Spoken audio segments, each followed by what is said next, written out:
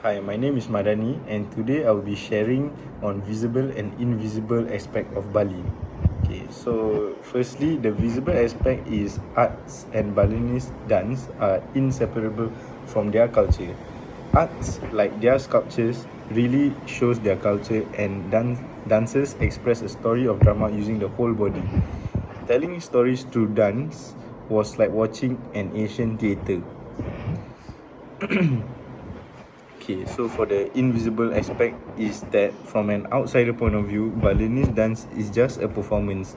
However, the performance incorporates ancient Hindu traditions when the character fights demons and evil spirits. Numerous ceremonies such as Galungan and Kuningan festivals are held to celebrate the victory of good over evil. These events are often not seen by tourists but are essential to Balinese culture.